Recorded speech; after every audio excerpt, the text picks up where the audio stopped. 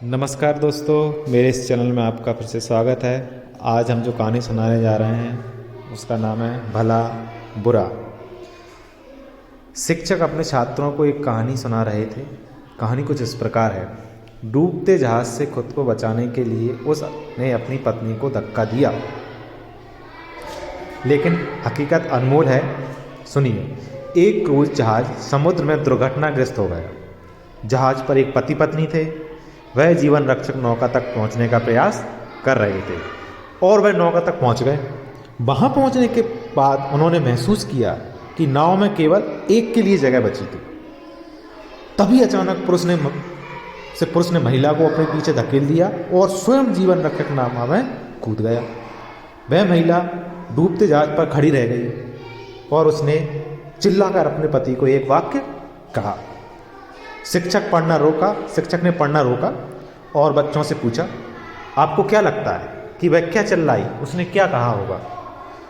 उन छात्रों में से अधिकतर छात्र उत्तर देते हैं और कहते हैं, मैं तुमसे नफरत करती हूँ, मैं अंधी थी, उसने इस प्रकार कहा होगा। तभी शिक्षक की नज़र एक लड़के पर गई जो पूरे समय चुप था। शिक्षक ने उसे उत्तर देने को कहा और उसने उत्तर दिया, मुझे विश्वास है वह चिल्लाई होगी हमारे बच्चे की देखभाल करना। शिक्षक ने आश्चर्य से पूछा, क्या आपने यह कहानी पहले सुनी है? उस लड़के ने अपना सिर हिलाया और कहा, नहीं, लेकिन मेरी माँ ने बीमारी से मरने से पहले पिताजी से यही कहा था। शिक्षक ने उसकी माँ की मौत पर अफसोस जताया और कहा, उत्तर सही है। क्रूज डूब गया और उसकी पत्नी भी। वह आदमी घर गया और उसने अकेले ही अपनी बेटी को पाला। कुछ सालों बाद वह भी मर गया।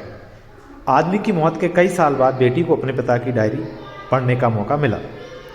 डायरी से उसको यह पता चला कि जब माता पिता क्रूज पर गए थे तो माँ को पहले से ही एक लाइलाज बीमारी के बारे में पता चल गया था जो कभी ठीक नहीं हो सकती थी।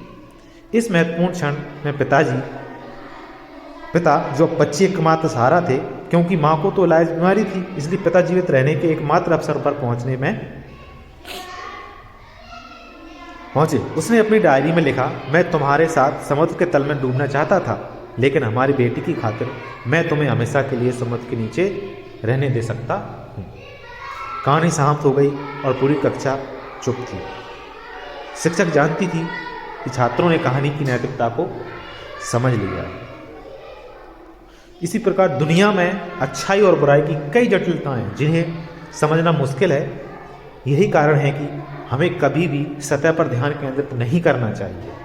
सतह के अंदर भी देखना चाहिए और दूसरों को समझे बिना हमें उनका न्याय नहीं करना चाहिए।